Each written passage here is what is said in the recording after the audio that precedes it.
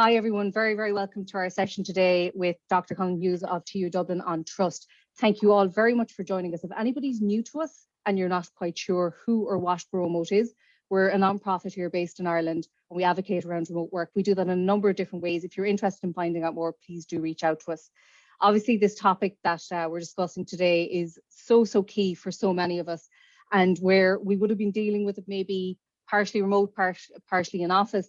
Now, for so many of us, we're having to deal with it all remote, and not all was necessarily with the amount of preparation that you would have liked. We're very grateful to Colin for coming and spending time with us today. We're very grateful to you all for coming and giving your time. These AMA, these Ask Me Anything sessions need you on the other side to ask the questions. And on that, if you want to unmute yourselves during the sessions or use the chat function to ask a question, I can ask on your behalf. And without further ado, Colin, over to you. Okay, thanks, Rose.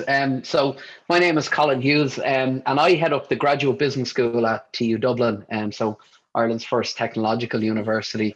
And I suppose my areas of interest and research are around trust in particular, trust leadership, and particularly trust and leadership in a virtual setting. So very happy to be here today to answer any questions you might have. Just to give you, I suppose, a small bit of background around the type of research that I do, we're currently undertaking a large study on remote working and trust over the last kind of year or so to kind of inform the future in terms of what the future of work will look like. And for many people, that will be fully remote. For others, it will be a hybrid type offering. And for others, it will be a little bit more tilted in favor of the kind of on-premise type offering. But, you know, I think we all would agree that it's going to be increasingly remote and hybrid kind of that we're looking at. So that's one area we're looking at. Recently, you know, during COVID, we did a COVID-19 enterprise response forum in the university where we actually brought panels of people together, including people from Grow Remote, to talk about kind of what the challenges were and what we'd like to see from government and from organizations and from the education sector, from primary all the way up, to actually prepare people for more of a remote future. And it's great to see, I suppose, some further work from the government in that area in terms of a new remote working strategy and so on. I think we're starting to see some movement and some support in that regard. But I suppose the other piece of research really that I've done in recent years is a large scale study of virtual teams across 3 global technology companies across Europe, Middle East, and Africa. And really what I was understanding is, and this was pre-COVID, really understanding how does trust build in virtual relationships, and particularly between leaders and members or managers and employees within virtual teams. So again, COVID wasn't an issue there. We were looking at more along the lines of what we'd expect when we talk about remote working or virtual teams and so on. And very good insights there in terms of the types of things that help build trust and the types of things that actually prevent trust from happening, or in fact even damage trust. And I think I'll finish on this point before opening up, but I think it's really important in that sense to separate remote working in normal circumstances than remote working during COVID.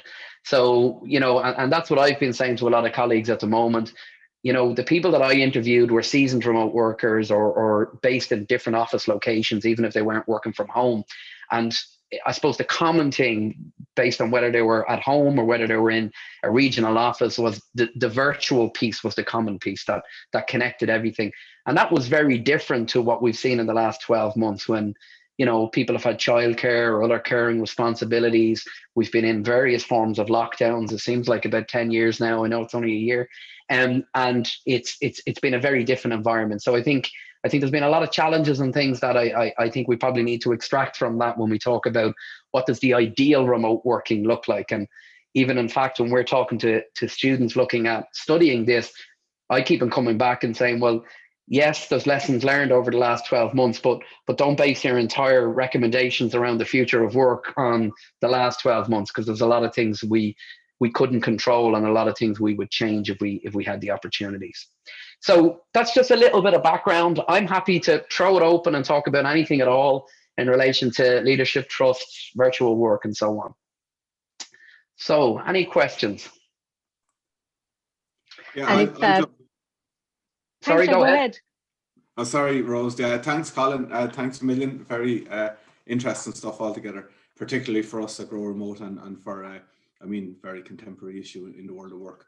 I'll just straight in, like the issue of trust and stuff in work is something that obviously fundamental to success, and it's something that at Grow Remote we need to continue to, I suppose, advocate on how important it is, like to all kind of stakeholders in the remote working ecosystem. But just from really basic perspective, like how do you foster? I mean, these are probably straightforward questions there for you, but I think it's good to mention it at the start.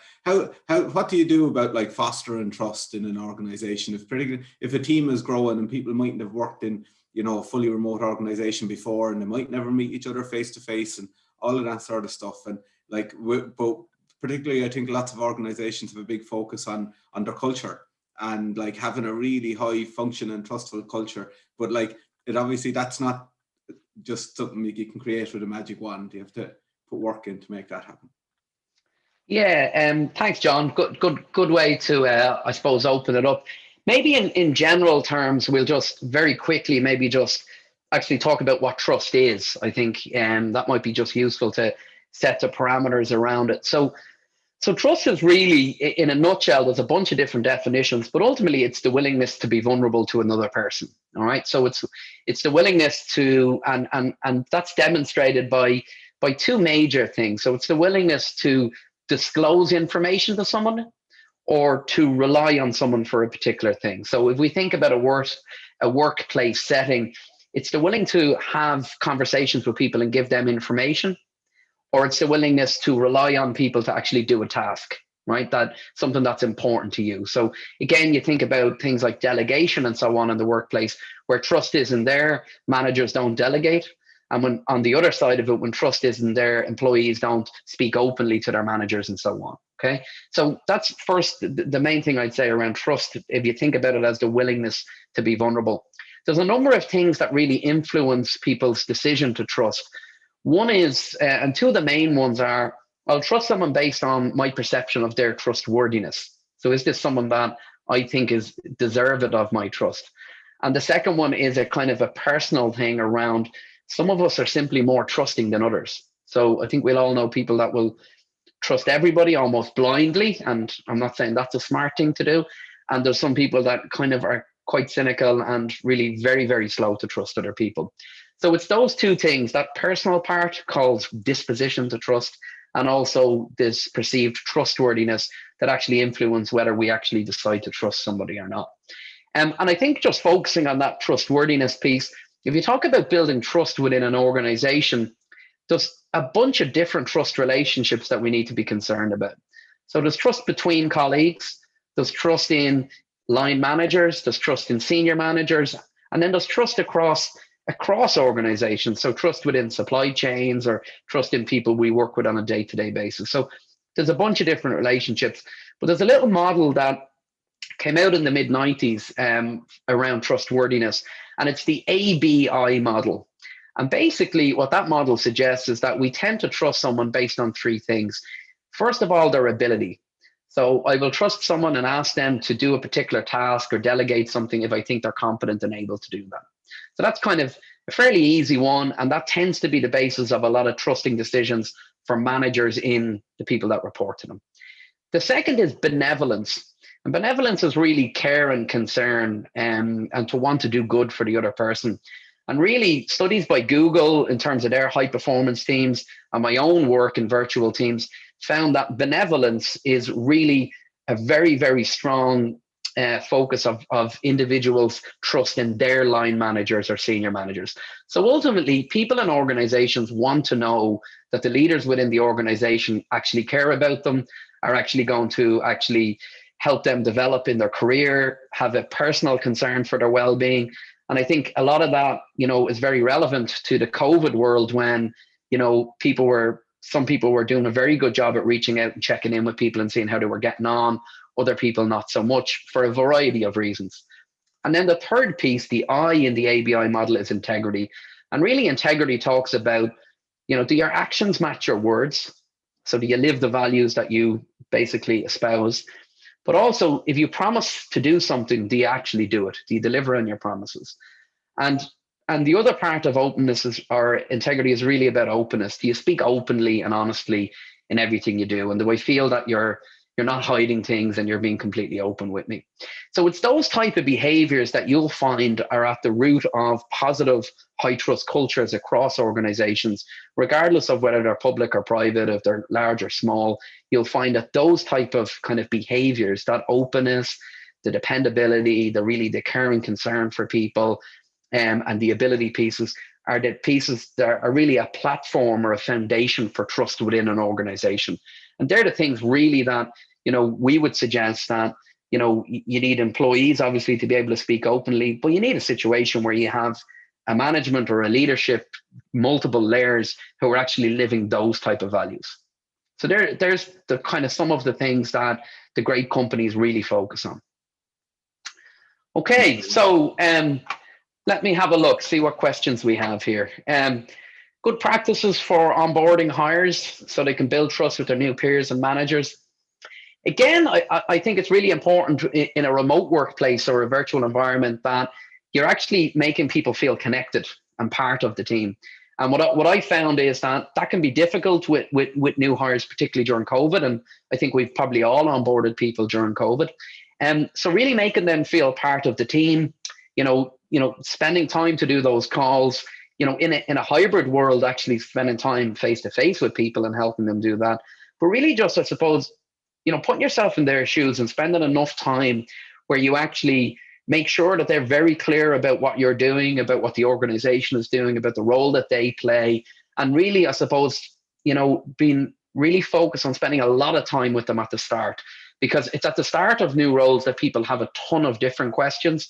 And if they feel that they're not supported and that they feel that they're slightly isolated, and particularly when you're working remotely, that's when trust is kind of damaged somewhat. And it can be very difficult to rebuild it if they don't think that people are actually there for them. So as a good remote leader or virtual leader, you'll put yourself in the shoes of those people. Or as someone in my study said to me, in one of my research studies said, being intentional in showing that you care.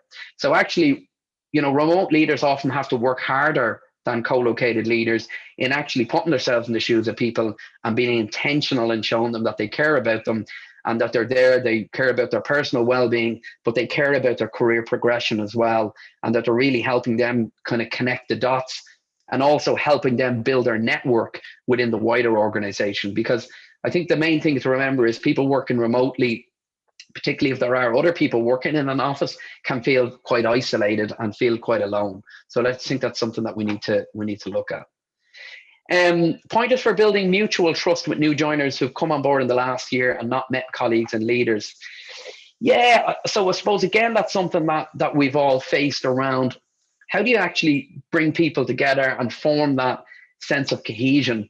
What we've seen in some organizations have done quite well is they've put those people together to work on projects and to give them visibility, to present back to leaders within the organization and so on, to actually say, right, you're part of this is your role, we want you to take ownership or control of something, and we want you to be able to give you the visibility in front of maybe some senior colleagues to show that you're doing great work. And again, we're focused on helping you build in your own career, because again, that I suppose overlaps with my earlier point around the isolation piece.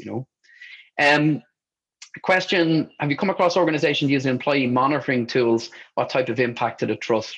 Okay, so I have a particular view on employee monitoring tools, and it's not a particularly positive one. I think really, I suppose the main part of this needs to be that we need to be focusing on outputs.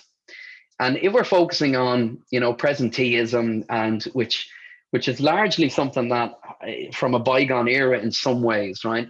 Like, are we clear around the output that we expect of people? And if we are, we can measure for that output and not necessarily be measuring for the input. And I think the research that I saw a while ago showed that organizations selling employee monitoring tools, their business has exploded during COVID, which sometimes worries me. Again, and different roles are different organizations are different, and in some cases, Some of that might be needed for certain reasons, but I think by and large, if we're focused around what our outputs are and our targets, well, then I'm not so sure we need some of these tools. As a CEO of a large organization once said at an event in our college, said, I don't really care what my salespeople are doing at 11 o'clock on a Tuesday morning. They know what their target is for the week. They know how to achieve it, and I'll know whether they've achieved it or not. So I think we just need to be careful around the message we're sending to people. The other thing I just say on that is, my research shows that autonomy is one of the greatest ways you can build trust. If you grant people autonomy, they feel trusted. And there's something in the research called felt trustworthiness. And felt trustworthiness speaks to, I suppose, the notion that if you feel trusted by another person, you're very likely to reciprocate that trust. And in my research, that reciprocation looked like two things. One, it looked like if my leader trusts me, I want to work hard to honor that trust or repay that trust. Or secondly, because someone trusts me, I'm more likely to trust them in return. And I think people need to remember that trust is a two-way thing. It's a dyadic kind of construct. So there's no point me trusting somebody lots if they never trust me, because you never get the full benefits of trust. So you need to think about mutual trust within relationships. And you need to think in every relationship, it's not just about whether somebody else is trustworthy, it's also about whether you're perceived to be trustworthy. And that really has a knock-on effect right throughout your career and your networks and so on, because in many ways, this third-party trust or reputation actually precedes you. So many people, before they'll ever meet you, will reach out to somebody else or will have talked to you about somebody else, and they'll either have gotten a positive recommendation or a not so positive recommendation.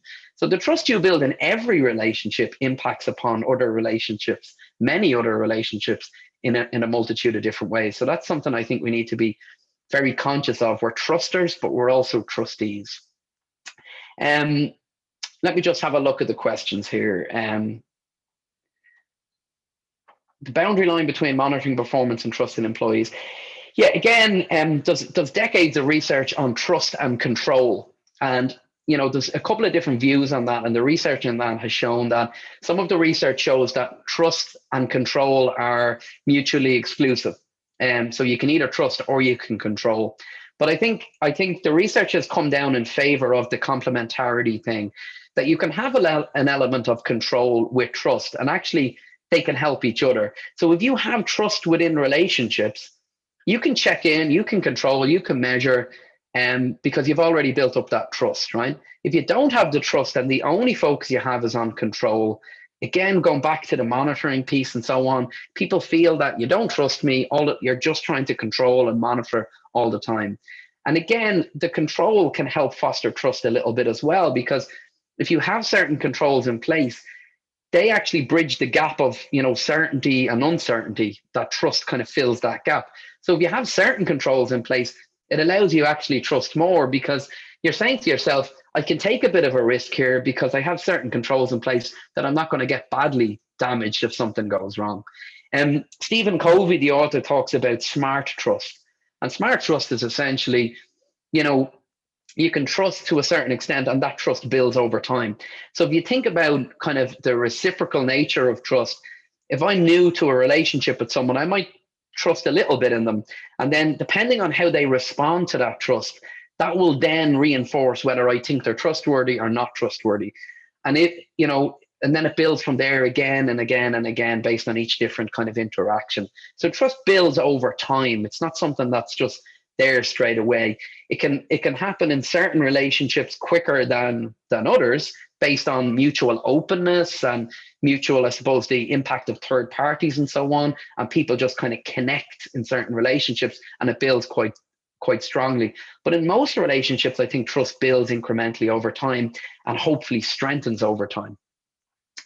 +1 to benevolence. Okay, yeah, benevolence is really the core of most kind of trust relationships. And I think in a world where everything's becoming increasingly digitalized and we talk about technology quite a bit, really what we need to think about is the human aspect of relationships. And I was at a conference a couple of years ago, and the speaker said, you need to train your graduates, or you need to educate your graduates so that they're able to sufficiently differentiate themselves from robots. And what are the things that we can differentiate ourselves on as humans? It's those human aspects of empathy and, you know, leadership and some, you know, relationship building and trust and so on that robots can't necessarily do. So again, I think benevolence is and more of these human elements of relationships are incredibly important. How do we regain trust when an employer breaks trust to an employee, and can it actually ever be repaired? So there's a very interesting piece, and I'll give you a little demo here. There's a very interesting piece that I saw a while ago on this in terms of trust damage, right? And basically it says, you know, one kind of thought would be, if you write trust in a piece of paper, right, and if trust is damaged, can it ever actually be ironed out? You know, you can try and iron it out as much as you can. Will it ever be back perfect again? And some people argue that it can't be, right, that once it's damaged. But there's a significant volume of research on trust repair, and that would argue that trust can be repaired, right? And in my own research, I found a number of instances where trust was damaged, and in some cases repaired, and in other cases not repaired. And I'll give you just an example of two. So in one case, there was a leader who had two people on their team, and both were similar stages of career, similar kind of stages of trust in the leader's mind, you know, at a point in time. They both failed on particular aspects of performance, okay? And it damaged the leader's trust in them in the kind of ability kind of sense of the word. But one person reacted very strongly in owning that and saying, do you know what? I see where the issues are. I see what I need to improve. And they really made a conscious effort to do that. The other person didn't. So as you can imagine, over time, the trust in that person regained and actually went to a level that was actually stronger than it was before. But this person, the trust in this person actually fell. So absolutely, trust can be repaired. And there's models for actually repairing it. And some of those models will argue, many of them, that one of the first things to do is actually own it and actually say, right, I made a mistake here. This is what I'm going to do to make up for that. And then your action in doing that, following through on that, actually helps to repair and to build trust. And it can become even stronger again. I think the issue in a lot of relationships is the communication aspect, and where people damage trust, not actually owning it and not saying, do you know what? Hold up my hands, I made a mistake there, and this is what we're going to do. So I think absolutely it can be repaired. And it can take time. I mean, there's all those old sayings that people will be familiar with. Trust arrives on a horseback and leaves, you know, in a Lamborghini or something. In that, you know, it can take time to build trust, but it can be damaged then very, very quickly. Stephen Covey again talks about building up a bank of trust. And I see other people in the Great Place to Work publication recently talking about the trust reservoir. So if you build up huge amounts of trust and credit, we can chip away at that. We can make small deposits from that bank when we make mistakes, which we all do. Or in the reservoir, you can slightly drain that a little bit, but there'll still be enough there in terms of that trust that's being built up for the relationship to survive. It's when trust is quite low and hasn't been built up, so there's not enough credit in the bank account or water in the reservoir. When trust damaging behaviors then happen, there's not really enough built up to actually survive that. And that's where relationships can kind of be badly damaged and not repair as quickly from it. Using an onboarding mentor can be very useful, absolutely. And again, this is about really the support that we're giving to people and showing them that, you know, we're here, they're connected into something bigger than them, that we're not forgetting about them, and that we're helping them navigate their role, but also their career. And one of the big things on that around, I suppose, onboarding new people as well, I should mention, is the whole accessibility of people within the organization to support you. So again, my own research points to people in remote teams who, you know, the sense that you need the leader or the manager needs to, I suppose, position themselves in terms of availability as if they're down the hallway, right? So how do you do that in a virtual setting? So that's a combination of things, from instant messaging and emails to calls and different things like that. But often people will say, I just need you now for like 30 seconds. I have a block on something that I need your approval on, or I need your go ahead or your advice on, and I can't progress that until you come back to me. Now you can imagine the difference between having the leader that's back to you straight away, that's saying, you know, I'm in a meeting, but yeah, go ahead, or you know, I have some time at X o'clock, let's jump on there, versus the leader that doesn't respond, right? Because and often for good reason, because they're too busy or whatever. So you need to make sure your availability is very strong for remote workers in particular, because they need to feel that they're supported. And I think that's incredibly important at the outset of relationships, when people have like a million questions at the start of a role, right? From the systems and processes to who do they go to for certain information, to what's acceptable, all the rest of it, right? So there's a ton of questions at the start. So I think we need to be like super available at the outset of those relationships, give them a mentor or a buddy, and they help them with that as well, and help them really kind of navigate them through. And then once they're kind of settled in, that's when the other types of behaviors really kick in on the day-to-day then. The availability, the autonomy, those coaching conversations. So it's not about performance management once a year. It's how do I help you progress? Where are you going? And how do I actually spend the time and actually helping you get there?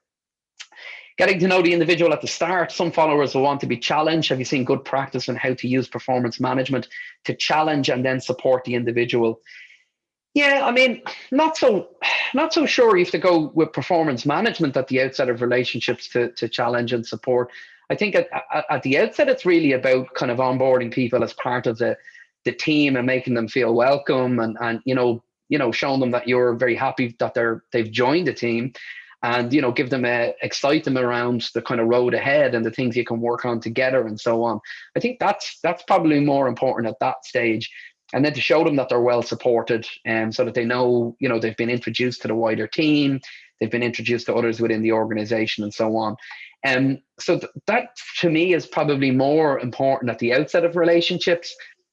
The performance management thing for me, we have an elite sports program, and some of our athletes come in who've been high level Olympians and stuff, and they always kind of think it's very curious that when they come to work in a business, having been a professional or an amateur sports person at a high level, that there's this conversation once a year around performance. So they're normally having these conversations multiple times a day on performance, and now it's like kind of once a year or twice a year or whatever. And they're kind of like, I need to know how I'm getting on now type thing. So I'd be a big fan of kind of more regular, informal kind of performance chats alongside whatever the formal ones are, to let people know how they're getting on, to be given that feedback. And really, my own research points to people having huge trust in leaders when the leaders are open enough to tell them in a timely manner what they need to improve upon. So people want that feedback because people want to develop in their own careers. So there's no point hiding things from them. And if you build up that level of openness and trust in a relationship, you can have those conversations.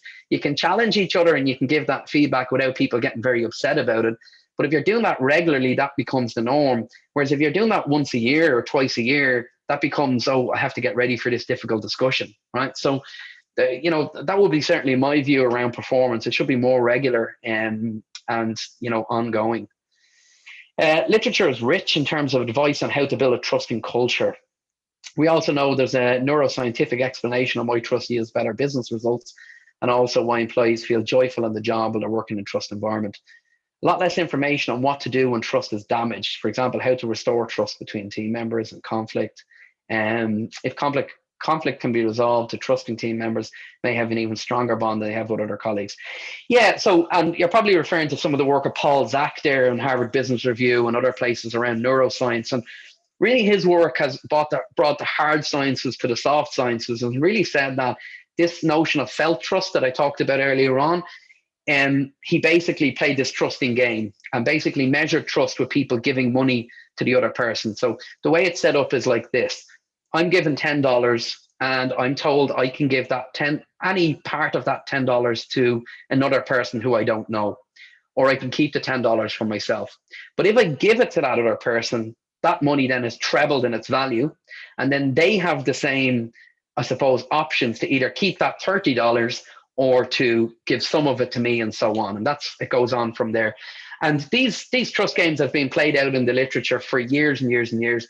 And Paul Zak brought a kind of the hard sciences to it, measuring for something called oxytocin. and proved through that experiment by drawing blood from people and measuring from oxytocin that trust does beget trust, as the saying goes. So again, that notion of actually showing people that you trust them is incredibly important. And people will often ask me, what does a leader do to build trust? Show people that you trust them is one of the easiest things to do, because if you do that, they will then positively reciprocate.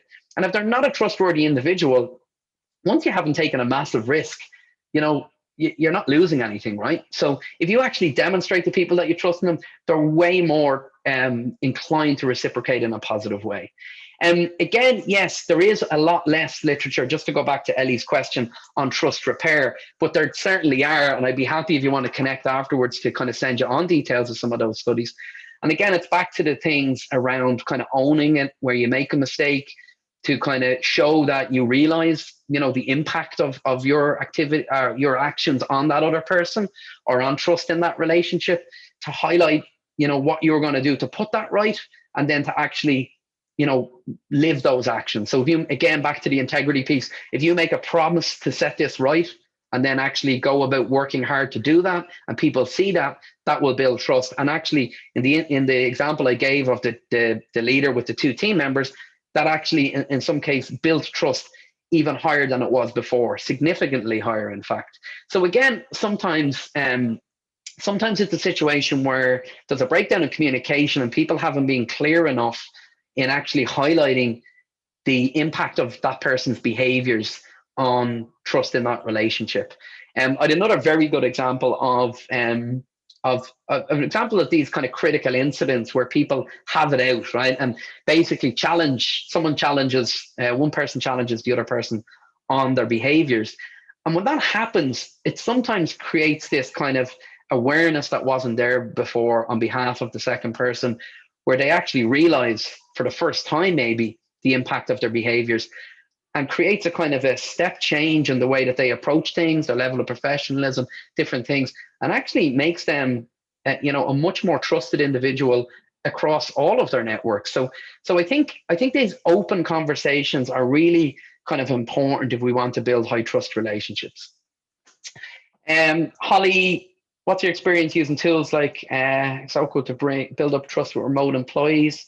So yeah, I'm not familiar with that one. I am familiar with different types of them where people kind of give recognition and encouragement and so on. Again, I think, listen, once that's done right, and like companies like WorkHuman and different companies, have used a lot of these tools, and they're quite sought after by many organizations. I think where this is done right, and it's done in a way that you can stand over, it's a credible thing, right? I think employee recognition is a really, really important thing. And going back to the example that Ellie raised of Paul Zak, some of his work talks about in some of his books around the importance of employee recognition to building trust cultures. And it's not all about financial recognition either, because I think if you're in an organization where you're getting positive reinforcement from people talking about the impact of the work you're doing, and just, a slap on the back, for want of a better word, to actually, I suppose, show that you're grateful for the work that they're putting in and the effort they're making, that means a hell of a lot to people. So it's not always financial either. But again, I think once those tools are used and used well, I think it again highlights recognition from your colleagues, and also highlights that the leadership team within the organization are actually recognizing hard work and innovation and different things like that. So yeah, I think they can be quite positive. And +1 to know surveillance, and also to monitor outputs. Yeah, so I think a lot of these discussions are coming up at the moment around, I'm having a problem with certain levels of performance, in remote working or output and so on. My question is always, did you have that problem before? Because in most cases, I bet you did. So if you're having the performance problems now, they were there before, maybe you didn't realize, or you did realize. So I think you have to separate the remote working part from the actual, just that's the performance level, right?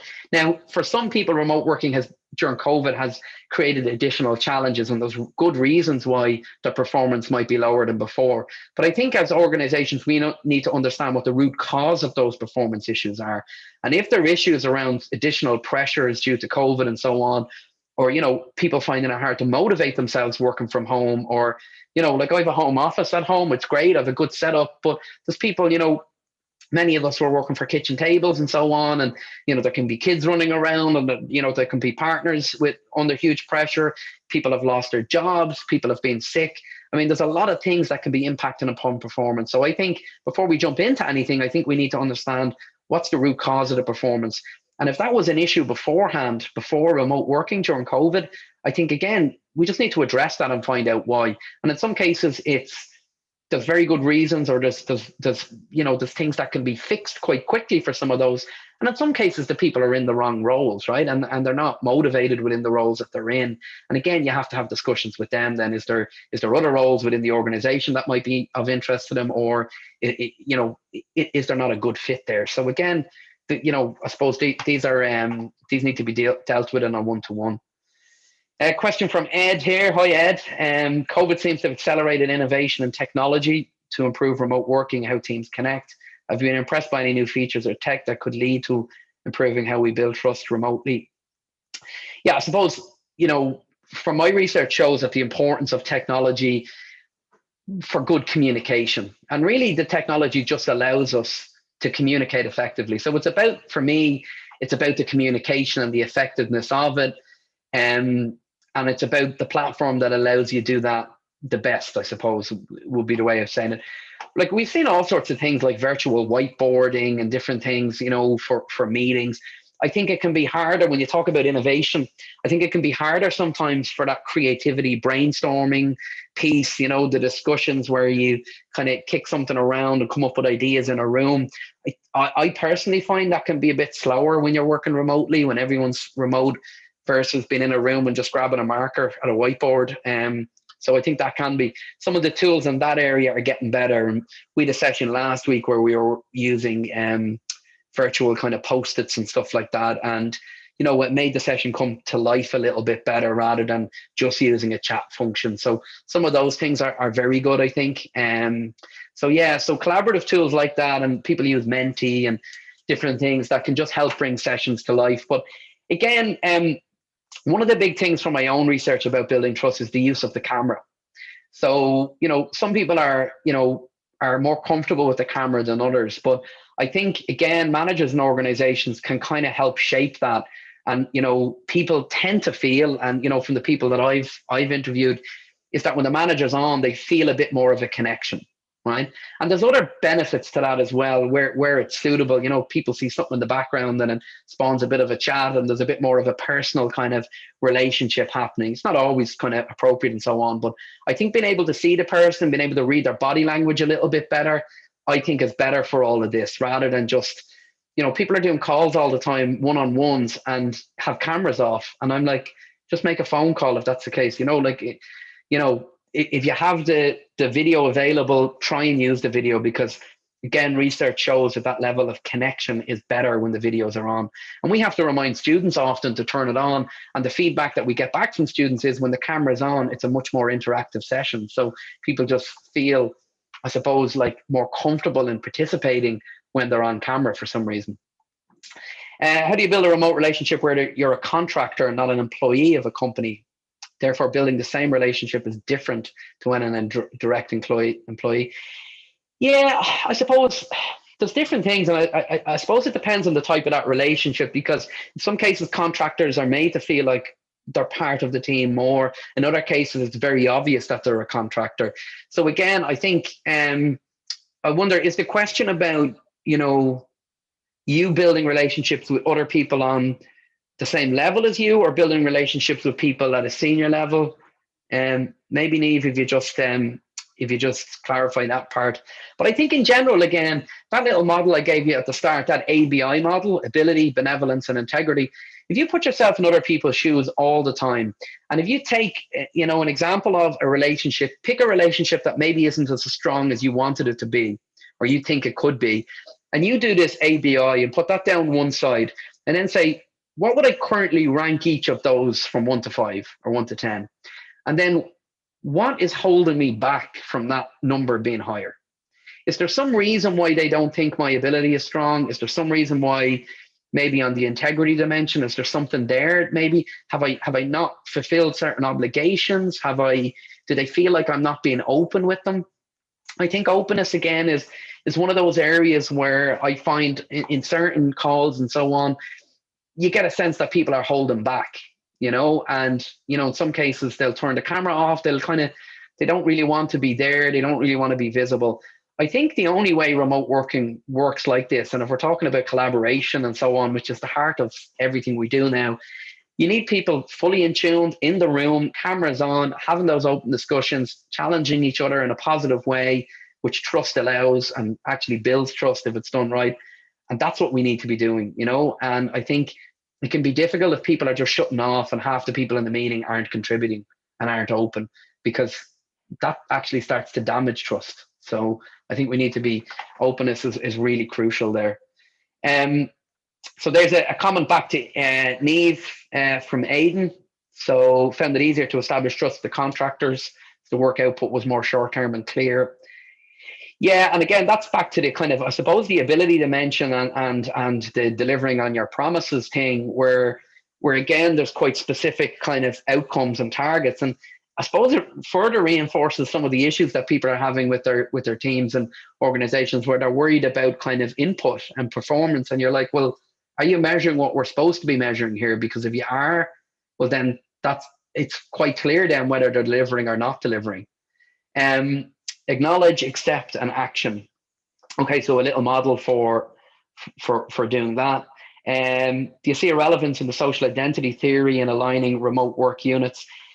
Yeah, I mean, and social identity theory is an interesting one.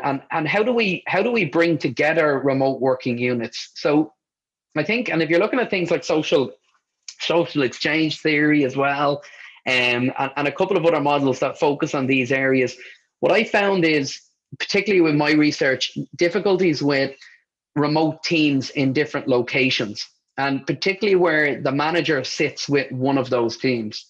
That creates a lot of challenges, because this team over here, where the manager doesn't sit, has a notion, true or not, that these members are having coffee all the time with the manager, that they're building really strong relationships, and that when the opportunities come up for progression, that it's going to be these folks that get those opportunities and not these folks over here.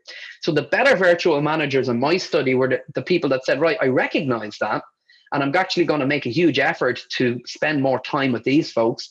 But what they also did is they brought the teams together a lot to make sure that we didn't have two separate teams here, that we were bringing them together as part of a wider team so that they built up social relationships and social capital and different aspects within that. So I think that's really important, that you're thinking, where are the different people within the organization and how do I actually start bringing them together? Because if a team has high levels of trust within the team and the manager has levels of trust with the individuals, it will be at different levels, obviously. But if there's strong levels of trust within the team, that makes the manager's job a whole lot easier, right? And everyone's a lot happier if there's strong trust here. And you'll be familiar with the kind of leader-member exchange kind of theory around the fact that we'll have stronger relationship with some people. You have the in circle and the out circle. Everyone knows if they're in the in circle or out circle, or most people do, right? So I think the main thing is you're always going to have higher levels of trust with certain people, just probably because you connect with them better. Maybe there's mutual openness or mutual kind of integrity and so on.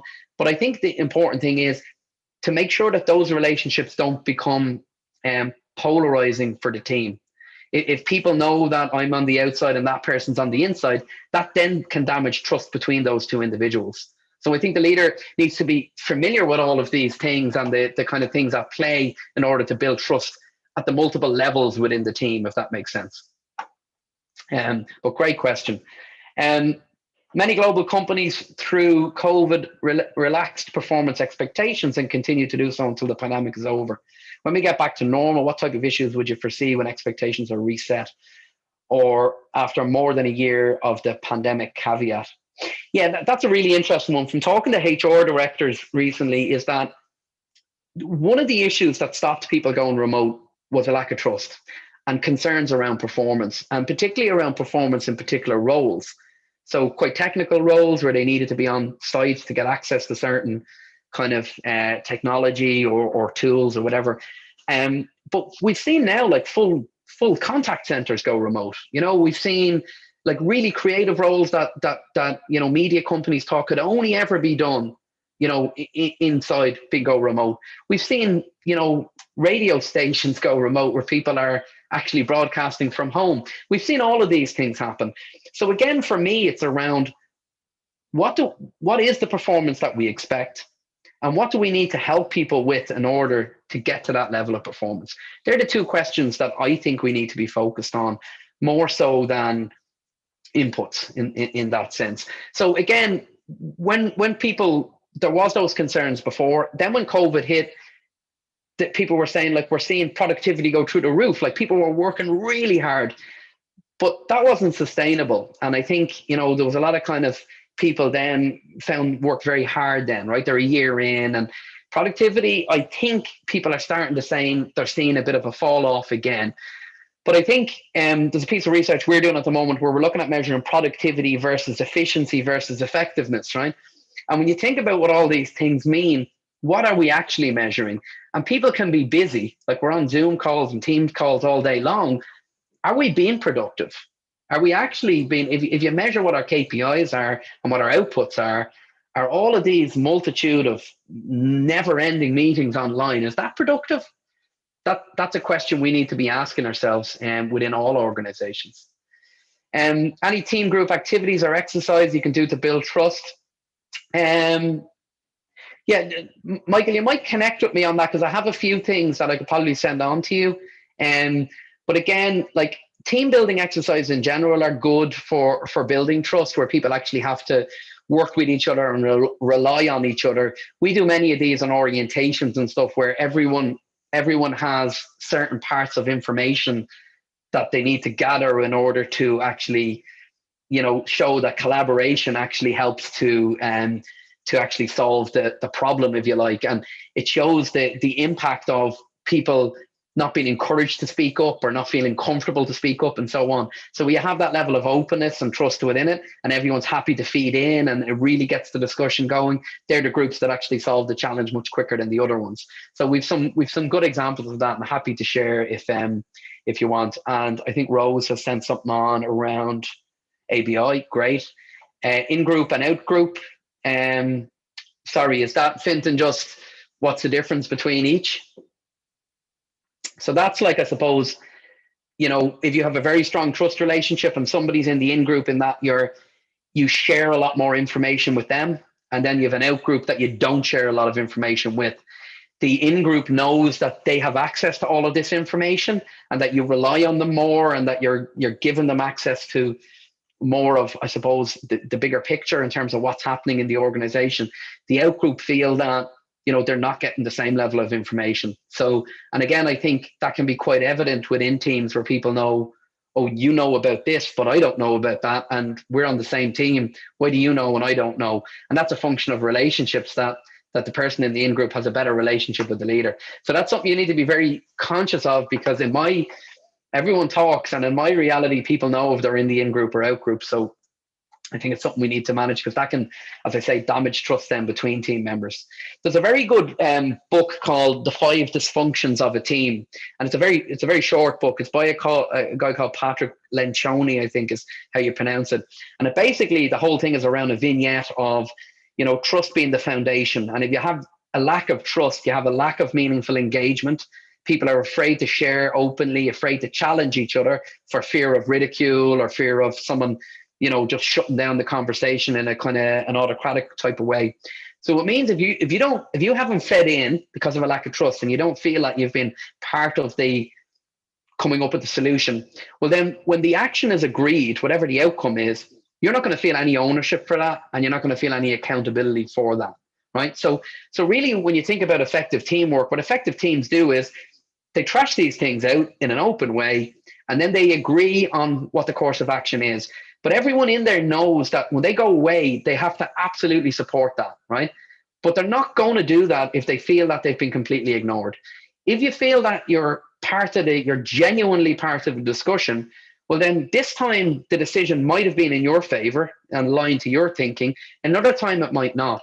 But if you genuinely feel that you're part of it and that people are taking your opinions on board and that are valued, well, then you're happy to support the team decision because it is a team decision. The problem is if you're always on the outside and one person is making all those decisions in a team, well, then you're never really going to be fully supportive of those ideas. So I think that's really important. Huge issue for hybrid teams of the future, not tackled well. Absolutely. Absolutely, in terms of the in-group and out-group is a massive issue because, again, back to the earlier example, people on campus or on premise versus the people that are remote, very different type of dynamics can develop there. Two-tiered will be biggest challenge, absolutely. Okay, great. Rose just sharing some resources. Okay, so there's someone who's read the Lencioni stuff. Great, an audio book as well, brilliant. Okay, so yeah, absolutely, Fintan, connect. Anyone else that would like to connect, happy to continue the discussion. Happy to stay on for a couple of minutes if there's any more questions, but hope you enjoyed that discussion. I certainly did. A lot of great questions there. It's a really interesting area, and I think it's something that we all need to keep working on in terms of building strong levels of trust, because there are decades of research about the benefits of high trust to not only individuals in terms of their own satisfaction and performance, but then right across organizations at an organizational level, between organizations in terms of partnerships and so on. If you have strong levels of trust, it just takes you to a new level in terms of what you can achieve. So again, it's something that we can all keep focusing on. So I might just stop there, Rose. I think that's the end of the questions for now. That was absolutely amazing, Colin. Thank you so much, and thank you all for joining us. I think this is a topic that we could easily go on with for a couple of days because it's so deep, but that was just an amazing sort of a one to touch on. For anybody that's interested in continuing on the topic, I am posting some notes of the session here into our AMA channel in Slack. If you haven't joined our Slack yet, you can go to growremote.ie and you'll find the link there to join our Slack. Slack, if it's new to anybody, as a communication platform, it's very commonly used with remote teams. So you can kind of get in there and sort of leave your thoughts. And if anybody has any other good resources. One piece on the trust into things, I can't remember where I came across it, Colin, but I read somewhere about high trust equals low transaction cost. So basically business is easier to do. Yeah, so trust has been described as a lubricant,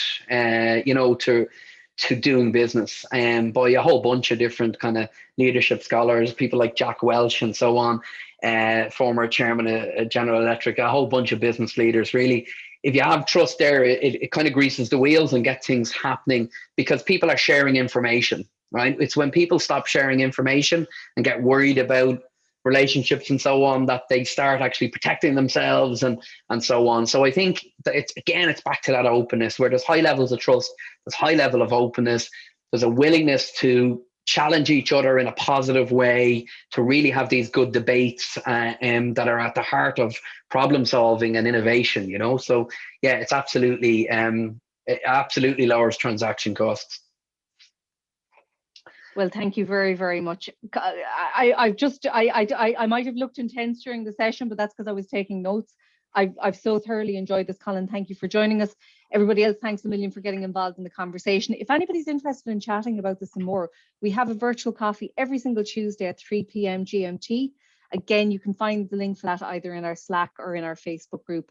Pop along, and the conversations are quite varied there. So if you want to come and discuss this topic more, we'd only be delighted. And Colin, hopefully we'll have you back again. Really appreciate that so much. Happy to do it. So thanks everyone. Have a great day and talk to you soon. Cheers. Thanks Cheers, all. folks. Bye-bye. Bye-bye.